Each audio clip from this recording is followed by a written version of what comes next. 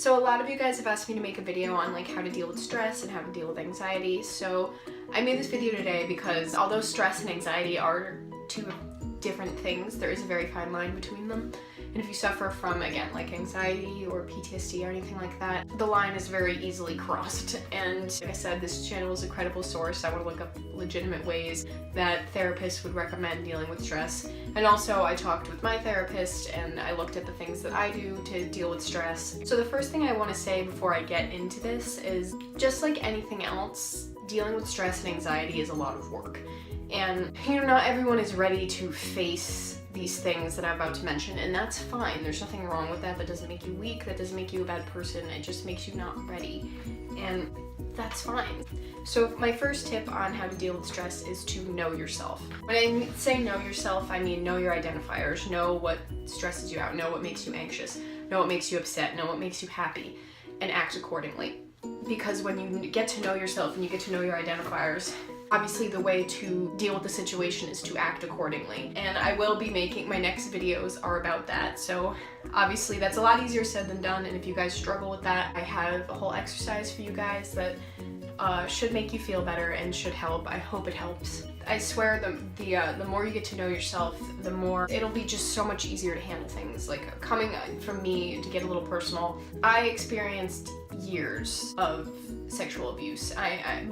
Years, from very young age into my mid-teens, and I have very severe anxiety and PTSD and depression, and so many of my doctors said that it would be very unlikely that I could get it under control or handle it without medication. And I just want to put out there, taking medications does not make you weak.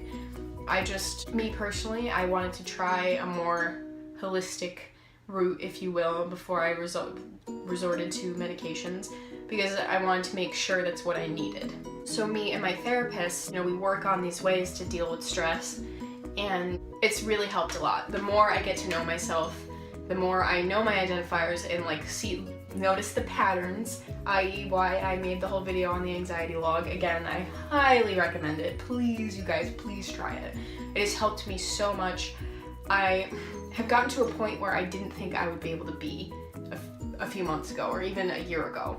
It makes a world of difference. It really does. But I know, seeing things that you do or feel or maybe even say subconsciously due to your anxiety and stress may be really scary, or you might get embarrassed, and it's very natural for that to happen. And again, I can't emphasize it enough. Just please pay attention to yourself, take note, get to know yourself better.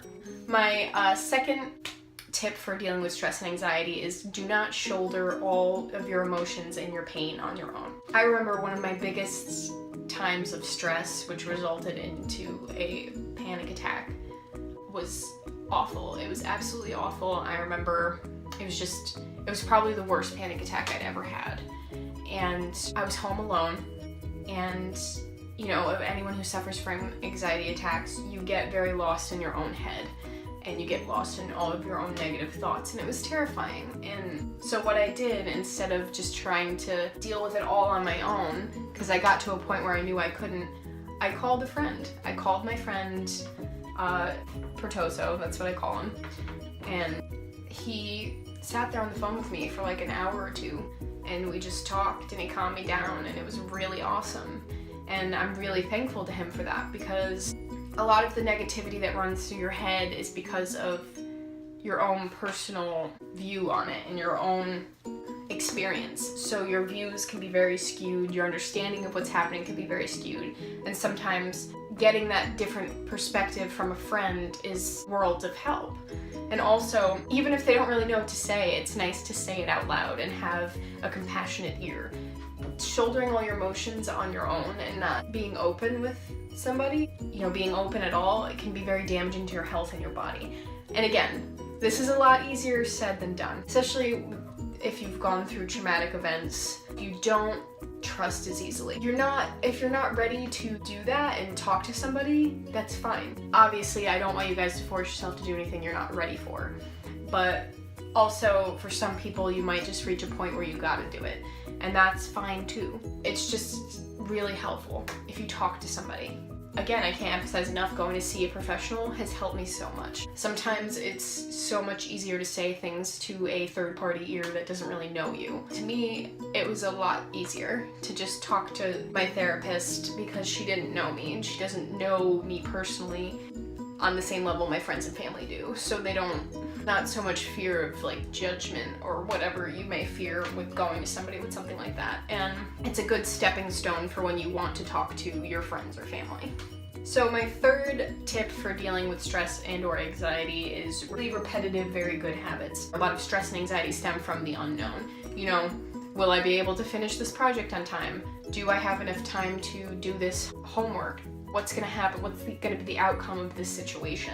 Having like repetitive good habits, like a morning routine, like brushing your teeth and doing your makeup, or cleaning your skin and like sitting down and giving yourself a minute and having breakfast, or even like a nighttime routine. Things like that are very helpful, especially when you're a student or you have a job, because you have something to look forward to. It's a nice reminder that not everything is completely unknown to you and not everything is a risk.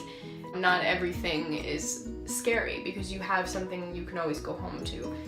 You need a constant. Sometimes people need a constant, and that's fine. Me personally, when I can't sleep, I'll sit at the desk beside my boyfriend and I, our bed. I'll write and listen to something. It's nice because it's quiet and it's calm, and it's nice because my boyfriend's right there and I feel safe. I think having that habit, a good habit, is a lot better for you. It's a lot healthier, and it does help me, and it has made me feel better. So I highly suggest you try it. So that gets me into tip number 4. Wow. Tip number 4, do something you love as often as you can. So this goes back to my last tip, just that consistency that you might need in your life that can really, you know, level your head out is a good thing to do. Again, this takes work. Sometimes you might have to make that time. I didn't even realize I was just making up excuses because I was too afraid to do something for myself and, you know, something that I loved. Once I started making time for the things I love, I felt a ton better. Tip number 5 is breathe properly. Especially if you suffer from anxiety, your breathing can become very heavy or off. You can start hyperventilating if you're too stressed out. When you do that, you raise your heart rate, the acidity levels in your blood heighten, and the adrenaline rushes through your body, so you feel like you can't sit still, you feel like you can't breathe, and you don't feel that well, most likely due to the acidity rising in your blood. Sometimes I didn't even realize that even when I wasn't suffering from anxiety, I still wasn't breathing properly. Like, I'd walk up the stairs and I would get to the top of the stairs and I'd be like, because I wasn't breathing properly the whole time that I was walking up the stairs, and even before that. My therapist pointed out to me that sometimes when I'm talking, I stop breathing. You know, the second you realize, you notice, again, you take note in yourself, you notice your breathing patterns, it'll help a lot. Because breathing improperly can often lead to anxiety attacks that, you know, you don't necessarily know why they happened. You weren't feeling particularly anxious, and then out of nowhere it just happened. Because you're not getting enough oxygen, you're not breathing the right way, i.e. a panic attack ensues. I use an app called Calm, and no, this is not sponsored. My therapist recommended it to me. She uses it when she needs to just take a breather and relax. And it's actually helped me out of quite a few panic attacks, just breathing in and out properly. I would show you guys, but I'm actually filming on my phone. Basically what the app does though is it'll time how long you're supposed to inhale and exhale. I mean, you can follow it for as long as you need to until you are back at a calm state of being. Or if you just need to, you know, you find yourself breathing improperly and you just need to regulate it again. It's a great app. I highly suggest you download it. Tip number 6 is meditate. I know a lot of these may seem cliche, but I understand that this one probably sounds the most cliche of all. Meditate. You know what I mean? On social media, you always see like, oh, namaste, come meditate with us this weekend, and like all these people who do yoga, and it's such like a pop culture thing that a lot of people just don't find a lot of weight with it. Meditating is actually really great for you. I know it sounds cliche, but it really is very good for you. You know, meditating isn't necessarily like you sitting there like this with your legs folded. It's not necessarily you doing yoga while trying to like concentrate. Although those ways are, I'm sure to many people, are very helpful, and even myself, I want to try doing it that way, but When I say meditate, I mean even just sitting there and closing your eyes and breathing in and out and trying to clear your mind. Sometimes for me, you know, I can't, just doing that in a quiet place doesn't really help me. So another way to clear your mind while meditating is, you know, listen to a meditation like podcast or something. Listen to a band or a song or like a genre of music that makes you calm down. Or me personally, I'll listen to the sound of rain. Rain is probably my favorite thing in the world. If I'm feeling very anxious, I'll go out in the rain or I will take a shower, and it washes away 50% of my anxiety almost immediately. The sound of it is so soothing.